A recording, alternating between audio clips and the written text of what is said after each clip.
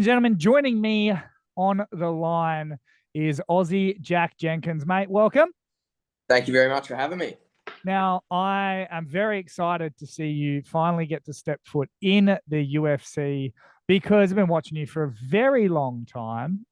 You've absolutely dominated the regional scene. How does it feel to sort of be, I guess, solidified now in the sport? Yeah, it feels awesome. I think everyone who starts in MMA, the end goal is to get to the UFC. And some people end up in different organizations and stuff, but I don't think many people are growing up saying, I can't wait to fight in Bellator or that sort of thing, even though that does happen. So just to get the chance to fight on the UFC card and be part of the company moving forward is huge. Mate, if you throw jabs the way you just did then, you'll be fine. No, I love it. It's Bellator. That you Now, you came in through a new way into the UFC with Dana White's Contender Series. Now, can you? I'm assuming you had to explain it to a few people. How did you explain it to perhaps like your parents, your friends, and family? Of you were in the UFC, but not really.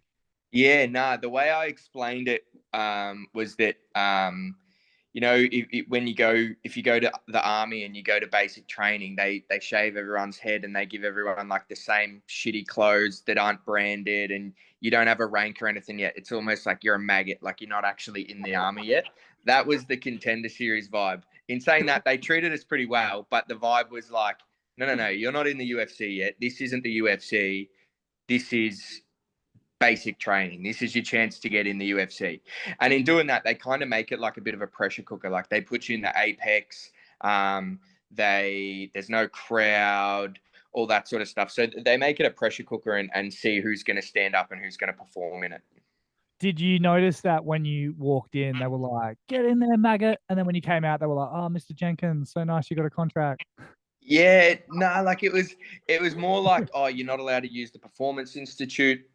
Oh, really? You're here, yep, and all the contracting and all the branding and all the clothes and everything. None of it was UFC. It was all either blank branded or Contender Series branded. And then once you got the contract, literally the next day, go to the Performance Institute. You're getting a tour from Forrest Griffin. You're allowed to get all your food there. You're allowed to do all your training there. So it was very much like fight for your chance. But once you've got it, you're part of the company. Welcome, and then since then you just get looked after really well. That's kind of cool. It's like the dangling of a carrot. Can you put yourself in the shoes of someone that like perhaps the guy that you fought that kind of got that close, but then now doesn't get a contract? Like, do you think you'd be like, would that make you hungrier? It could, or it could go the other way. I don't know what the case is. I spoke to a journalist from the other side of the world not long ago, and he said that the guy I fought, Freddie, has got some really good offers now from other major promotions because, of a bit of exposure he's got from that. So that's good. But as for everyone else, yeah, I don't know. My goal was always UFC or nothing. So I had a conversation with my sister that as the night before the fight, and she just kind of made an offhand comment. She goes, "Oh, this time tomorrow, your life could be completely different, or it could just be the same." And I was like, "Oh, sweet, thanks for that." And no, it won't be the same. It'll be a lot worse. Yeah, yeah.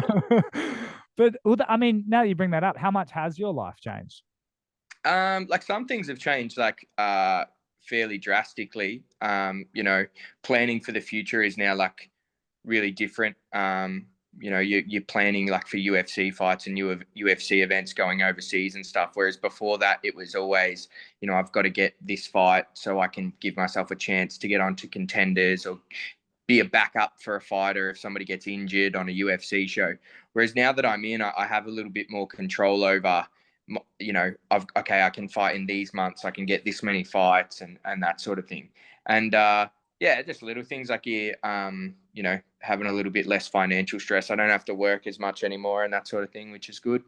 But the basics are all the same. You still get up during camp and you go to the gym in the morning and you train for 2 hours, and then you come home and you chill for a bit, and then you go back and train again for 2 hours at night. And it's all the same shit, mate. It's just you're doing it under a different banner.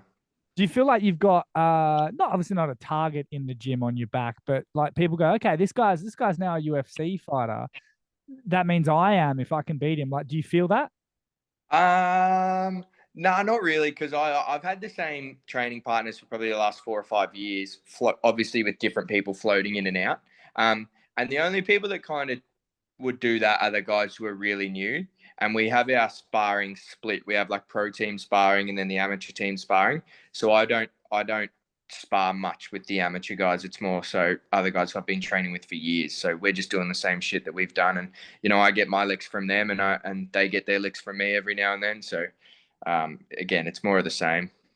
Now you speak about getting ready for fights overseas. Your first UFC fight is in Australia. Is that something that excites you because you get to fight in front of essentially like Perth will adopt you as an Australian, seeing as you're a Melbourneian, or would you rather the experience of going to Vegas? No, I'm happy. I'm really happy to be fighting in Perth, to be honest. I don't know if there would be so much of a hometown thing. Like if I was fighting in Melbourne, that would be a completely different story. Like I'm a real Melbourne centric person. I love this city and that sort of stuff. So, I'll let the Perth boys, like Jack Dallas, going to be on the card, and he's the king of Perth. So I'll let him sort of soak up the hometown boy vibes over there. And, Volk will be getting it because he's the champ. So everyone will get behind him. But I'll get my turn when they come back to Melbourne, which I know they will soon. That's going to be a huge one for me. And unfortunately, you have beaten some Perth people on the way up, so you might not be able Yeah. to Yeah, you might. I understand. might get some backlash from that. He's pretty popular over there. No, mate, you'll be fine. You'll be fine. I'll put in a good word. Now, do you know much about your opponent, Don Shamus? Is it one of those ones where it's like I'm watching all the tape, I want to study him, I want to, all his fights, the guys that fought him, or are you just kind of going, no, I'm worrying about what I'm doing? No, so it's a bit of both. Basically, I have my things that I do really well, and I work on them constantly. And then my coaches have watched his film, and I let them watch it first before I kind of watch any, and then they give me their notes and go, "Hey, this is the stuff that he does well, and this is where we think he's a little bit open for certain things." And then I'll go through and watch and try and see the same stuff that they've seen. So watch for this right hand, and he leaves himself open on this step or whatever, or he uses this sweep from butterfly guard, or he uses this X guard or whatever when he's trying to get up off his back. And then we program in some specific stuff around that into our training. But it's you get in there and whoever controls the distance wins fights. That's how it works. So you got to get in there and you can game plan all you want in the world. But if he gets his distance and starts working at it before I get mine, then it's going to be trouble for me. But I'm pretty good at getting the distance first. Now, it was an interesting way that you got into like as in getting the UFC contract because you were touted as more of a stand-up guy. You chose to grapple and do what you had to do. And Dana White even said on a normal show, he might not have given you the contract, but he was just feeling good that night. How does that feel? Yeah, I don't give a fuck. I'm here now. Nah, he was all right. Like when we went out the back, like I've sort of I sort of just took it and run with it. He just called me a one. He said Jack was a one-trick pony. Because I hit the same, I hit the same takedown a few times, and then I was just dominating the half guard. But I think everyone who watches a lot of fighting could see that you can only deal with what you're given, and he just played a very safe game. And our game plan, from what we had seen, was we expected that once we got the takedown, he was going to go back to his wrestling base and he would turn and give his back, and then I'd be able to get a submission. But he just made no attempts to turn. So I just had to try and get my elbows off it and get some ground and pound off when I could. But even then, he was playing fairly conservative, which makes it hard if you're going in there to fight, sort of not to get submitted. It's fairly easy to do. Like you can Yeah. defend and defend and defend. You're going to lose the fight, but you're going to defend and defend and defend. Whereas it was like, well, I had to try and find a way to get the finish when he was just playing that really defensive game. But I'm fine with it. I've got 4 fights on my UFC contract now, and I'm planning to be there a hell of a lot longer than that. So I've got a chance to show everybody my skill set now, regardless. Does it give you confidence that you won with almost like your secondary skill. Yeah, yeah, absolutely. Like I consider myself like an MMA fighter. I've said this a couple of times after the fight. I'll take the path of least resistance wherever it goes. You know, if there's a fight where I feel like I'm going to be able to take this guy down and sub him, I'm going to do that. You know, if I feel like there's a fight where I'm going to be able to pick a guy apart on the outside, I'm going to do that. If I feel like I got to get in and get dirty and work the body, then I'll do that. There's horses for courses. Now, mate, stepping away from your fight, what actually encouraged you to get into the sport of MMA to begin with? My elder brother was fighting at a local kickboxing gym up in Bacchus Marsh, up at Ziggy's gym, and he one day he was sort of showing me how to throw leg kicks, and I was like, "Geez, this is pretty fun. I might go up with you." And then he took me up to the gym, and I just loved it. I was fairly naturally quick at picking it up, the kickboxing. Like I found that I could move and throw punches and kick and pick up the techniques we were getting taught relatively quickly. And then I was like, right now I want to do MMA. So we used to just do MMA up at the kickboxing gym. We just used to watch YouTube videos of how to do certain moves when there wasn't much on YouTube.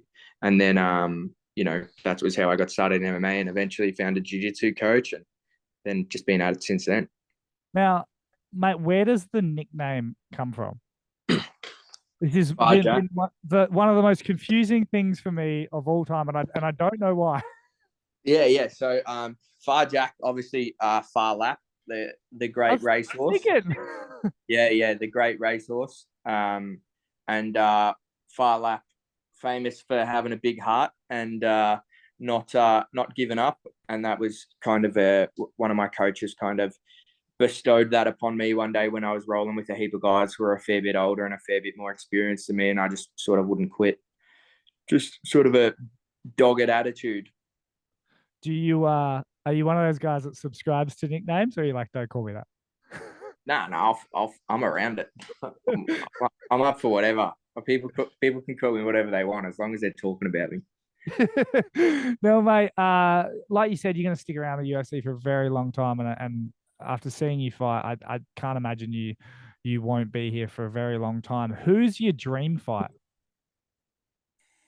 I think my dream fight eventually is the fight that I think is the hardest fight for me. And you know, you can beat around the bush all you want, but styles make fights. And I think a really tough stylistic matchup for me is Max Holloway. I think, you know, his length and his boxing would make it really hard for me to, you know, employ the things that I do really well. So I think down the road a chance to fight Max Holloway for me would be huge, and I'd love to do it in Hawaii or in Australia, because he's been begging for a fight in Hawaii. So maybe if they can pull that off by the time I've earned my stripes enough to warrant a fight with someone like that, that'd be great. Is there anyone that you could sort of describe your game to be like? If someone goes, "Who does Jack fight like?" I think if you go and watch, I feel like I'm probably, you know, I'd like to sit myself somewhere between like a Jose Aldo and a TJ Dillashaw. You know, I'd like to move my head and move my feet a bit more like TJ, but left hook and leg kick a lot like Jose Aldo. So I kind of based a lot of my game coming up off of those two guys. But as you do that, you sort of blend it into your own style. So now I kind of move in a way that's pretty unique to me and go in both stances and that sort of thing. Now, mate, if you could give any advice to some up and coming fighters, what would it be like? And more specifically as well, how did the Contender Series stuff come about? You know, did you fill in a form? Did you get an agent? Like, what happened? Um, well, for the first one, like advice for young fighters, is just um, find a place like a gym, you know, whether it's the one you're at now or it's not, and commit to it, and commit to trying to build like a bit of a culture and a team around that is enjoyable for you, because fighting is hard enough as it is, and you see it with all the guys who are from big teams who do well. There's always a bit of camaraderie around it, around like we train and then we go eat, and we're all eating our shitty salads because we've got to make weight, but at least we're doing it together, and we're all drinking our black coffee, but at least we're doing it together. And So that would be my advice: is find somewhere where you can get enjoyment out of the basic days that you've just got to do over and over and over again, as opposed to trying to look for some magic ingredient that's gonna take you to the top. Find some boys that you like hanging out with and who you push each other, and stick with them with some good coaches, and go for it. And how did the contender fight happen? Contender series was after I fought I defended my belt again on Eternal. We had meetings with a lot of different management companies, and then we ended up signing with Paradigm, and then we made contact, and we were getting told, "Yep, you'll be on Contender, you'll be on Contender, you'll be on Contender," and then we eventually got to the point where we just couldn't wait any longer, so we signed to fight again on Eternal. But obviously, all the Eternal contracts have the get out clause that if you get signed by a major promotion, you can leave. And I think I signed the contract for Eternal on Friday, and then I found out on Sunday that I'd got the call up for Contender Series. So it was almost like a carrot in terms of like sign with us, like we're a bigger company type thing. We might be able to get you there. Is that what a lot of managers end up doing? Yeah, I think that is the case. It's just like the ability to have the contacts with the UFC, because these guys kind of build themselves, and at least in my case, Tim Simpson's built himself a reputation as being someone who is knowledgeable and especially of talent. So he recognizes talent. So if Tim says to the UFC, "Hey, I've got this guy Jack, and he's quite talented," then that holds a bit of weight. But in saying that, you can only work with what you got. For fighters, you've got to get out there and you've just got to win fights. You got to put win streaks together in a row. You got to get out, put yourself out there and do as much media and stuff as you can to make yourself hireable in a sense by the UFC. Yeah. Now, mate, finally, first of all, I've appreciated the time. It's good to finally actually sit down and have a chat with you. But I just wanted to ask, when it's all said and done, how does Jack Jenkins want to be remembered? Uh good good striking and a large bank account. Absolutely love it, mate.